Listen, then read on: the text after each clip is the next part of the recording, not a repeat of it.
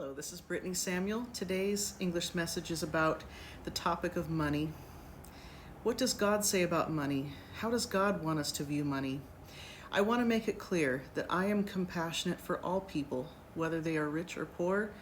I am very, very compassionate for the people who do not have much. I am compassionate for the people who are going through life and death situations, for the people who are barely making it by, and I want to make that clear.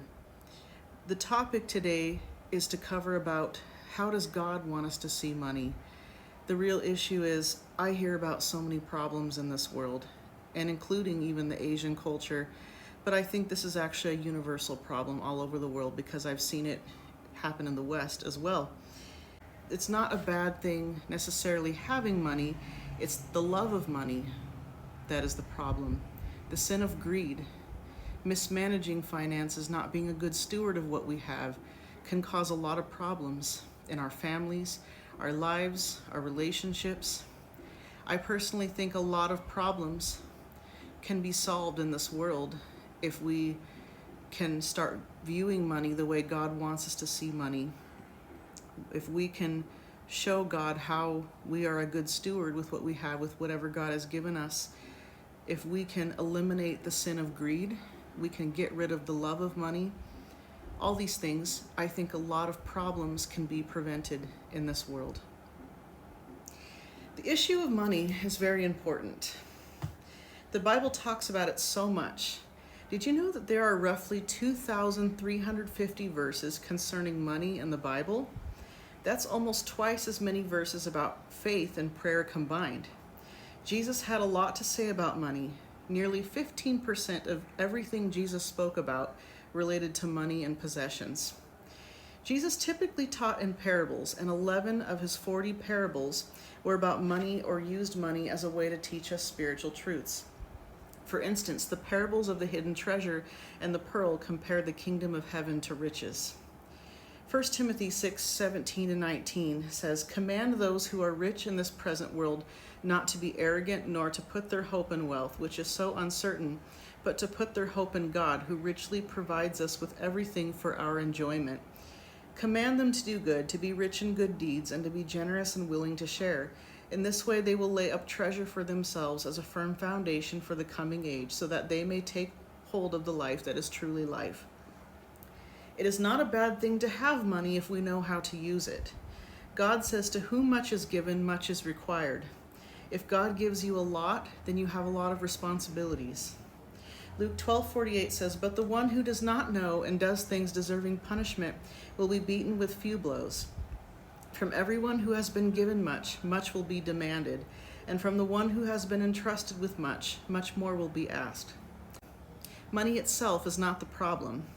It's the love of money that's the problem. It's the sin of greed that's the problem. 1 Timothy 6:10 says, "For the love of money is a root of all kinds of evil. Some people, eager for money, have wandered from the faith and pierced themselves with many griefs." Hebrews 13:5 says, "Keep your lives free from the love of money, and be content with what you have, because God has said, 'Never will I leave you, never will I forsake you.'" And what is contentment? Being thankful for what you already have. Stop comparing yourself with other people. Think about someone in this world who is less fortunate than you, and that will help you to be content with what you already have. Socrates, an ancient philosopher, said, "The secret of happiness, you see, is not found in seeking more, but developing the capacity to enjoy less." Now that's a really interesting statement. Another miscellaneous quote says, "You are not what happened to you, you are how you chose to handle it." Another quote by Charles Swindoll says, "Life is 10% what happens to you and 90% of how you react to it." One Christian money financial expert in the USA, whose name is Ron Blue, says that it is interesting that many people will confess to all kinds of sins, but you rarely hear of someone confessing to the sin of greed. Isn't that interesting? Another secret to contentment is to get rid of the need to show off. You don't need to show off in order to have everything you need. This society and some friends may pressurize you to show off, but don't be like them. Don't get caught up in that competition. It will be a never-ending chase that will soak you of your money in greed till you are poor. Your friends may think you are weird that you are saving money, spending maybe less on clothes, and being financially responsible. To their eyes, it's cool to be in debt, but I tell you, it's not cool to be in debt. If your friends think you're weird, then go ahead and be weird. It's not worth it to end up like them. This is what Dave Ramsey says. Dave Ramsey is a popular Christian financial expert and radio host from the USA. You can find him on Instagram. In this society, actually all over the world, I suppose it comes in different forms and different ways, but I have seen some bizarre ways of how people use and spend their money, especially when they already do not have a lot. Some people spend loads and loads of money on clothes because they can't get enough outfits, even when they already have a lot of clothes. It's like the chase never ends. And you know what? You will never please 100% of everyone. Everyone in this world has friends and enemies. Even if you are successful, always be prepared to have at least a small percent of enemies. No matter what you do, you will have friends and enemies, so might as well do the right godly thing and have friends and enemies based on that. It's better to do that than to do the wrong thing. Think about the most successful world leaders and influencers. Do they have enemies? Absolutely. 1 Thessalonians 2:4 says, "We are not trying to please people, but God, who tests our hearts." Also, don't live on tomorrow's money. Live within your means. Live on less than what you earn and don't care about what other people think. If they think you're weird, who cares? Never take money advice from broke people. Also, debt creates much stress and psychological issues. It can affect families, marriages, and relationships. Here in this culture, one time I saw some parents who took a huge loan of more than they had for just their daughter's birthday party. Was that necessary? Why not just have a smaller party and save money for their daughter's education?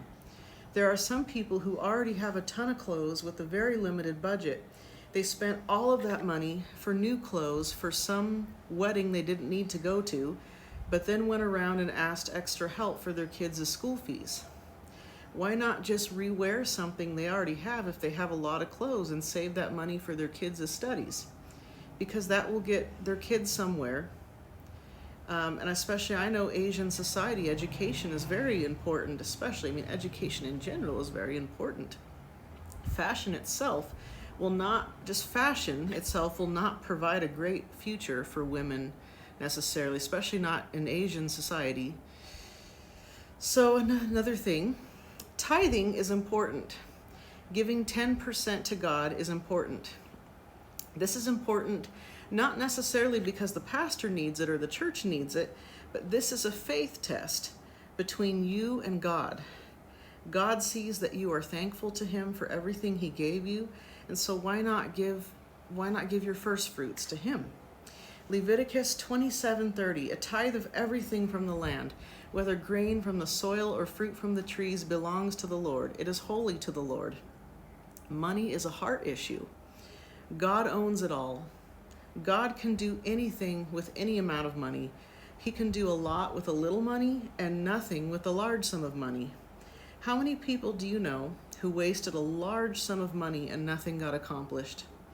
If we dishonestly gain money, there will be consequences. This is what I believe. A person may do dishonesty to get money and may get some money at first, but I can tell you, God will not bless that money, and there will be consequences later in some form or another. Have integrity in all circumstances. God will bless that, especially on Judgment Day. There have been so many amazing tithing stories that I have had personally, and those that I have heard from friends of how God miraculously provided for them when they were in need. It's an awesome faith test, trusting God that he will take care of us. It is thanking God for everything he has given us. Next up, I'm putting a part 2, so tune into that. Hello, this is Brittany Samuel. This is part 2 of the topic of the issue of money and how God wants us to view money. Now, next topic we're going into about the issue of money is to get rid of all your debts. What are the best ways to do that in your culture? In the West, they say to pay off smaller debts first, then pay off the bigger ones. Paying off the smaller debts will motivate you to pay off the bigger ones. It's the motivation behind that that is so important. If you have a lifestyle of constantly taking another loan and another loan and another loan and making unwise decisions with money, then it will be hard naturally for people to help you. When someone helps you financially, they expect that you are going to make wise decisions in the future. Make wise decisions with your money, even when the people around you do not. Saving money and budgeting is very important. Don't be afraid to do low-level jobs to save for the money you need. That's a big mistake many people make because some people don't even want to suffer the embarrassment of doing a low-level job.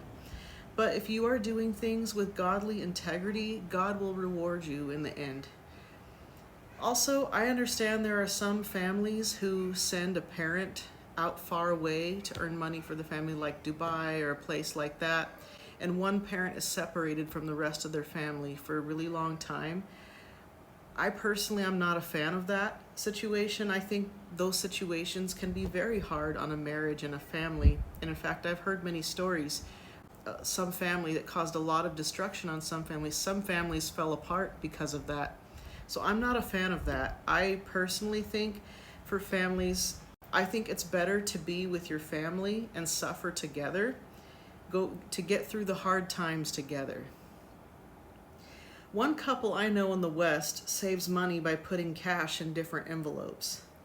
One envelope is for education expenses, one envelope is for their tithe, one envelope is for saving, one envelope is for giving to help those in need. This one couple in the West, they were telling me once that they together as a couple, they were having a hard time organizing the money they had in front of them. I know sometimes, naturally, some people, when they see money in front of them, the first inclination is just spend it all. And sometimes it's hard to think about how to organize what you have in front of you. This couple that did everything with the different envelopes, they said this method helped them so much to be able to organize what the money that they had in front of them. One envelope was for this, one envelope was for that. One envelope was for different things, and that really helped them so much with their finances. They felt like they were able to organize easier what they had. One man in the West gave a very interesting speech about the subject of winning the lottery. He said that the lottery does not usually fix people's financial problems. First of all, they go bankrupt spending it all, and then their friends start to bug them about money, which affects all of their friends and relationships. In the end of his speech, he studied that the happiest of people were those who together thought about ways that they could spend a certain amount of money on someone else and watch that person's face light up, get happy, and see their life being changed and being benefited, to see that person's life be benefited. Then that person comes back and says, wow, thank you, to that person. And there is something about that that is just so satisfying. It's also good to think about investments. If you can, put away small amounts every month to where you cannot access that money for a long time. After many years, you will be surprised how much you saved. Also think about what is going to bring you income in the long run in the future. Your education will. I know for Asian culture, this is really important, especially. I'm talking especially the education. Your education will provide you income in the long run in the future. Later, when you have money, you can purchase something with the plan of reselling it. If you simply purchase it and decide to use it and not sell it, that is considered a purchase and not an investment. An investment is something that you will resell at a higher price. Also, when it comes to taxes, we need to pay to the king what is the king's. Mark 12:17. Then Jesus said to them, give back to Caesar what is Caesar's, and to God what is God's. Generally, when you make a higher income, the more taxes you will have to pay. That's just the way it is. These taxes go towards keeping you safe and helping the government pave safe roads, make parks, and things like that. If you don't want to pay taxes, then you will have to lower your income. In the West, people sometimes think of all kinds of strategies to get tax write-offs, but based on my studies, in order to have some of these tax write-offs, you have to pay an extra amount of money anyway, so is it really saving? Priorities are important. It is important to take care of your household. Whoever does not provide is worse than an unbeliever, according to what the Bible says, 1 Timothy 5:8. Anyone who does not provide for their relatives, and especially for their own household, has denied the faith and is worse than an unbeliever. Again, we must have the idea that God owns everything. There was a resourceful couple in the USA. They were looking to sell their house and buy $1 million house and were wondering if this was an okay Christian thing to do. The husband of the family was advised by Ron Blue, Christian financial expert, to read his Bible every day and pray. This man began to make a habit of reading his Bible every single day when he previously hadn't. His wife was noticing and said, "What happened to you?" After this couple prayed and read their Bibles every day, their house never ended up selling, but they ended up using the house they had for the glory of God, and multitudes of lives were changed in that house. This couple was satisfied in the Lord. If we don't use this money for God, then this money will get used somewhere else. If God doesn't get the money, then who gets the money? Also, one more thing. We should happily give thanks to God for whatever we have. Whenever God gives you something, the first inclination is not to put someone else down with it. Some people, sadly, I have seen, get into the habit of putting down someone the moment they get blessed with something. They say, "Ha ha, I have this and you don't." This could be a reaction maybe from something in their past. Maybe they were made fun of in their life and put down, and that really created hurt feelings. But two wrongs don't make a right. That's not a godly attitude. The first thing we should do is quietly, humbly thank God for his wonderful grace and think about how we can show that grace to another deserving person. We won't take our money with us to heaven. It's how we used it and how we managed it will be what matters. Whatever is eternal is eternal. Whatever is not eternal is eternally useless. Let's honor God with our money today and thank God with our lives, our time, priorities, and resources. May your day be blessed.